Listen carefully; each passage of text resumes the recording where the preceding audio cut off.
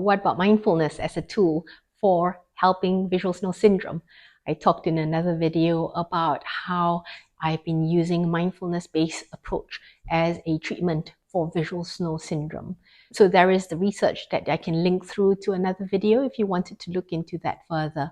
In the context of visual snow process that I've covered in another video about the 3 networks, the filtering, the salience, the attention network, and the default mode network, which is the background brain screensaver, so to speak. Mindfulness can help with all these aspects. For example, with the attention network, it creates the skill to be able to shift the attention when you want to away from the visual symptoms with a certain quality to it that is not a pushing away or aversion, not wanting it there. It's more of a relaxed and allowing it to fade away. Mindfulness can also build the brain's resilience and the salience filtering aspects. It can improve quality of sleep. It can help with stress management. And also it can change the background pattern of how we may be thinking when we're not doing anything in particular. It can bring awareness to our common thought patterns and behaviors, which may or may not be helpful to create a choice. I was so moved by the benefits of mindfulness in people's lives as I was doing the research trial that motivated me to write this book, Mindfulness for Brain Health. And let me quote this from Dr. Victor Frankl, which is on page 65 of my book, because I think this really summarizes a lot of the benefits of mindfulness. It's about creating space, creating choice, creating freedom. Between stimulus and response, there is a space. In that space is our power to choose our response. In our response lies our growth and our freedom.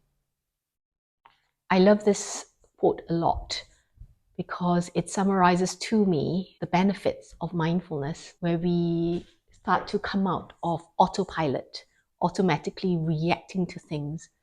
It allows us to have the presence to be aware of what we want to do in response to something that has happened.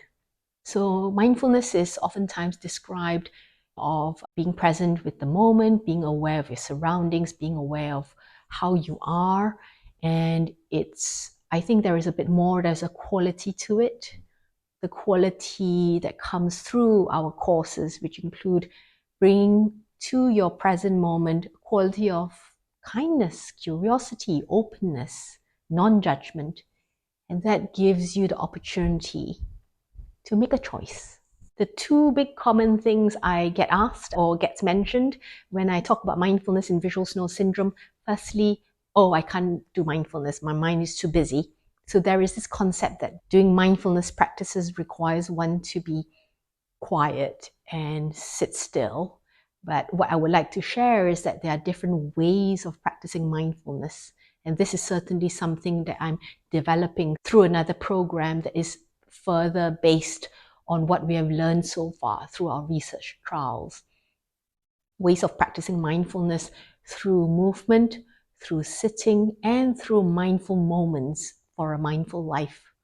The second common question is what kind of mindfulness practices is particularly helpful for people with visual snow syndrome?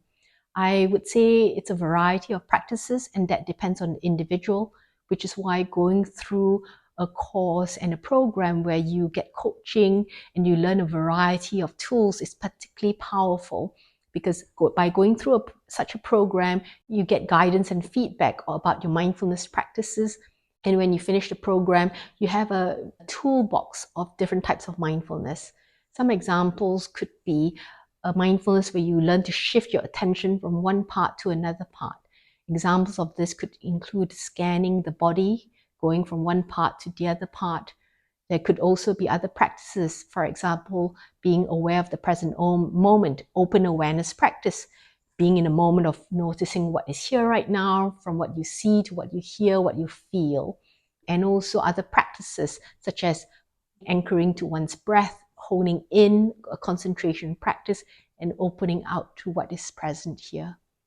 A movement practice can be wonderful as well. That's doing the mindfulness of awareness of the body and the surroundings while moving. Another very welcome approach, and I love mindful movement. I hope that's a good way to get started.